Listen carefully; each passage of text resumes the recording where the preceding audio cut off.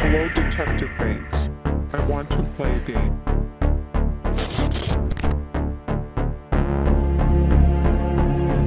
You should probably run.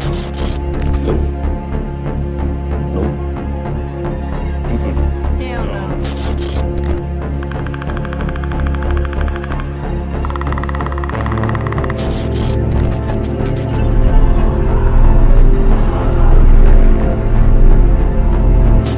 Do you believe in ghosts?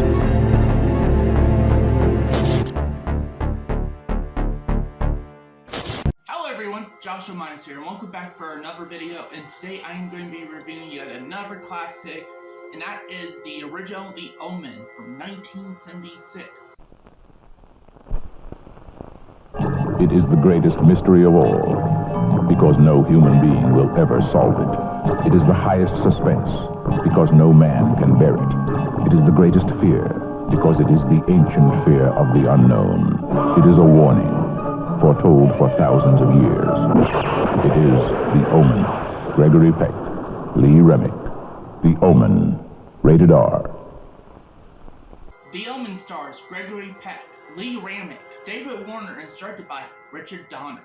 The plot of The Omen is that a U.S. diplomat and his wife adopted infant Damien in Rome. Then a few years have passed and his father has begun to suspect that his son may in fact be the Antichrist. Now, before I get started on with the rest of the review, I would like to say this was a first-time watch for me. I had never seen any of the Omen films, even though I have this bad boy here, which is the Scream Factory, the Omen Collection Deluxe Edition set that includes every single Omen film from the original to the 2006 remake, something like that.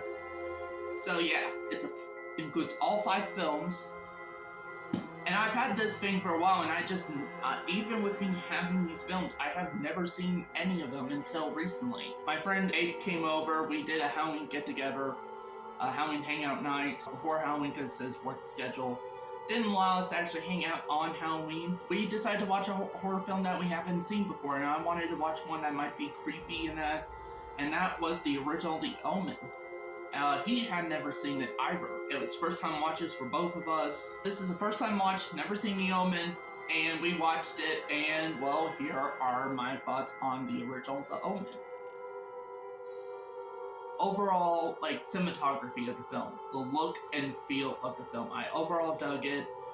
While it does feel like an older movie, but at the same time too, it doesn't feel like an older movie. You know what I mean? It's like, because of the fact that this movie was shot on film, actual film, and it wasn't, like, because there was no digital cameras at the time, at least not to my memory. I always think that film cameras always give kind of like a, you know, they always have a unique charm to their look, you know, compared to like some digital movies now, like films that are shot on digital and all that different stuff, you know, like, has its unique charm to it. It's like, I don't know, it's hard to explain, but, and then in regards to like set design, the set design is just amazing in this film. There's so many like great locations in this film. Another thing I would like to give props to, well, is the actors and their performances. Everybody in this film does an amazing job in their roles, you know, like you have Gregory Peck, who's the main character, and he's fantastic in the film. I think this is the first time I've ever seen Gregory Peck in anything. In fact, this is the first time I've seen any of these people in anything. They all did a really good job. Even the child actor who played Damien, he did a good enough job to where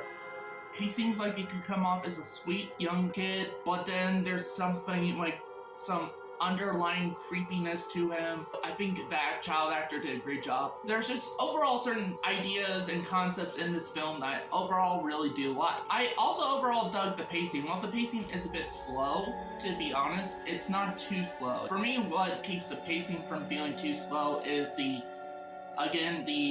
my positives I gave so far, which is the set design, the cinematography, and the outstanding performances by all of the actors. Oh, and also another positive I'd like to give is the score. The musical score by Jerry Goldsmith, which, if you don't know, Jerry Goldsmith would later on compose the music to the original Poltergeist. And he does another fantastic job. I could see why the music for this film won awards. The music for this film won awards when it came out, and I could totally see why.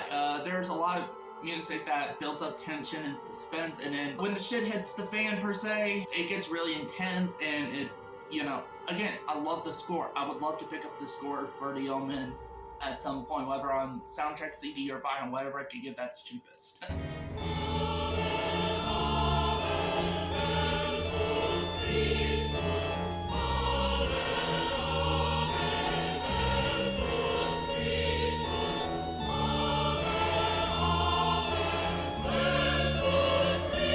I think overall that's essentially it in regards to things I absolutely loved about this film. Now let's move on to some of the things I'm rather mixed on.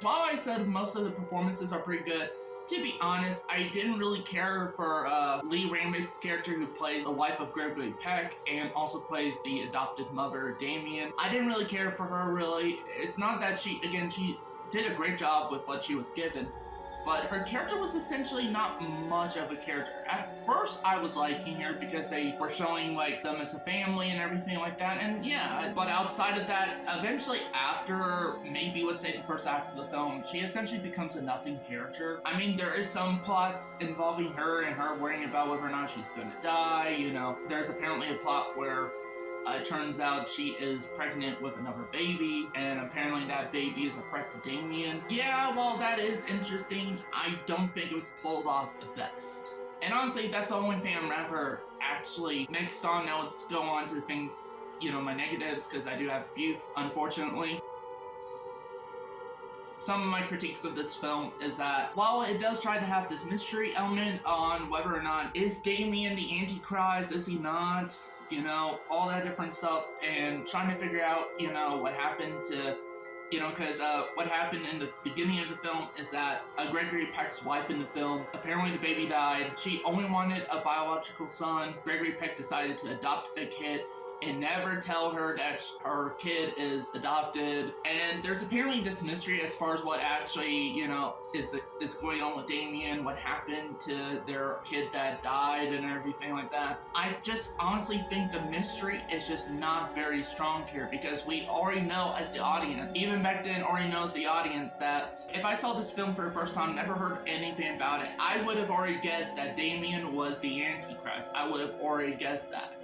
Because there's certain things in this film that just kind of really hits it home on that yes, he is in fact the Antichrist. You have that priest character who's kind of like, essentially, you know, like the Ahab character, the Van Helsing character, the Dr. Loomis archetype, warning Gregory Peck about the evil that his son is, you know, about how he's the Antichrist and everything like that, and how stuff. And then there's other situations where it's like weird things always happen around Damien, like there's at his birthday party, and I've seen the scene before the film, and it's where one of the caretakers gets influence in that, and then it's like she walks on top of a building, puts a rope over her neck, and it's like, this is it, Damien, it's all for you, and then she falls to her death, you know, and hangs herself. There are situations like with when they're at the zoo and that, and animals either run away from Damien or just straight up attack Damien and his mother. So certain situations like that. Oh, and also too, the fact that when there's a scene in the movie where Gregory Peck and his wife are taking Damien to a church, and then Damien is, or at the very least they're driving by the church,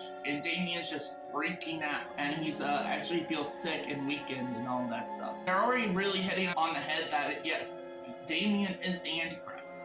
So why try to throw in this whole mystery element that on whether or not he is the Antichrist or not, if you're already hitting us with the head that yes, he is the Antichrist? It's like, I would prefer much more like, okay, it's just like, okay, do not really showcase, like maybe have a few weird incidents here and there, and then try to throw in the whole mystery of, okay, something is wrong with your kid. What is going on with your kid? And then it's like, oh, could my kid be the Antichrist? And if so, how do I stop him? You know, all that different stuff. And everything like that. And I think that would have been done, like, been a lot better. Hell, like I said, it mentioned in the film that the adopted mother, Damien, was pregnant with yet another kid.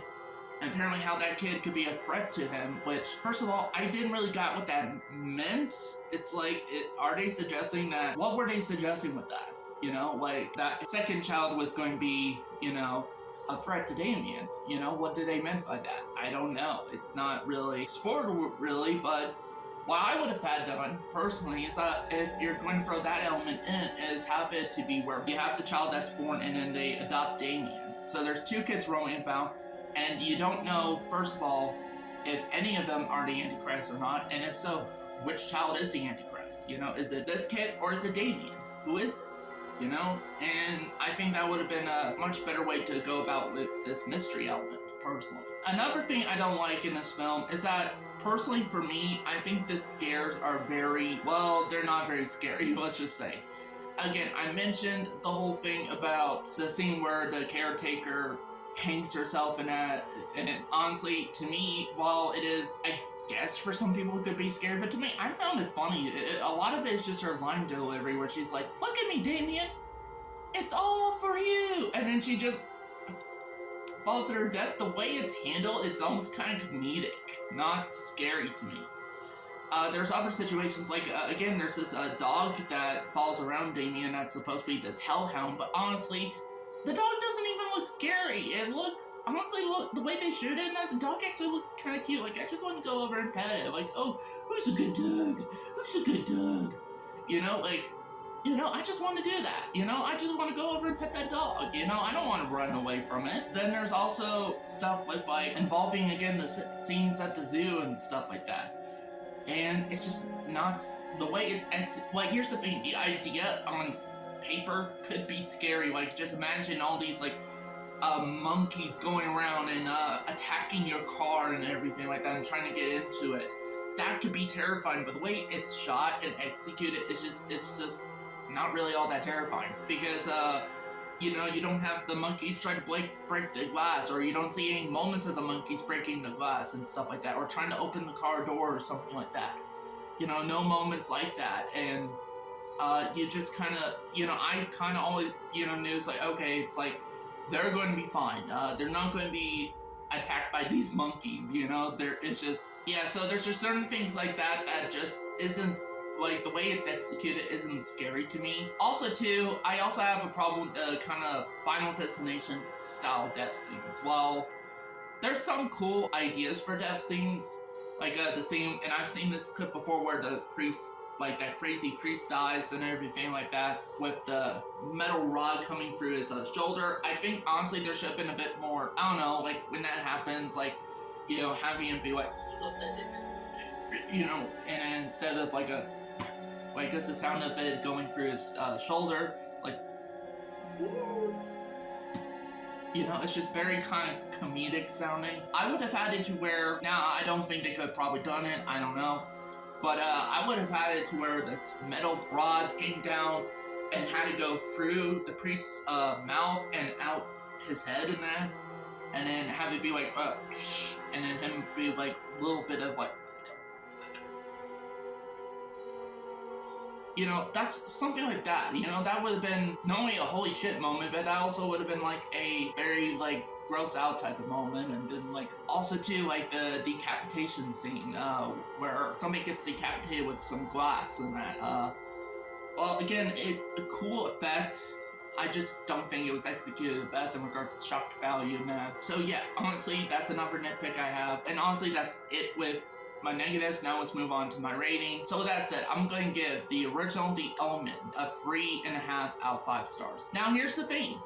I think The Omen's a good movie. It's much better than the movie that Abe and I watched prior, and that's Motel Hell. Motel Hell, I think, is not a good movie, but the original Omen is a good movie. It's a decent movie. But there's certain things with the film that I think I would have changed if I had done it, or certainly some dated elements. Honestly, I think the original The Omen could be primed for a remake, and a good remake. Yes, I know they already did a remake, but from what I heard, the remake is not as good as the original, but I do think the original The Omen is primed for a new remake, and one that's done pretty well. Honestly, I like some of the concepts in that maybe one of these days I'll remake The Omen. But yeah, I know this might sound controversial considering I know there's a lot of people who, especially in the horror community, who hold this film to such high regard, but for me personally, I find it only okay. It's not terrible. Again, Motel Hell is a worse film than this. I would much rather rewatch the original The Omen, then I would watch Motel Hell. But personally for me, and there's also other horror films I would put below this in regards to, you know, films I would rather rewatch. Would much rather rewatch this over Halloween 5 or Hellraiser Revelations, Seed of Chucky, stuff like that. Again, I'm saying it is a good movie. I still recommend you guys go check it out and judge for yourself. Overall, I think the film is just okay. Nothing great. Has some great ideas in it that, again, I think it could be, the film is primed for a actually good remake, but it's not terrible either. It's not like bottom of the barrel type of, it's definitely not like a B-movie type horror film or anything like that, or even C-list horror film or whatever. So that's it for this review. If you like this video, be sure to hit the like button. If you're new to the channel, be sure to hit the subscribe button. It would really help out my channel. Thank you guys for watching, and see you next time.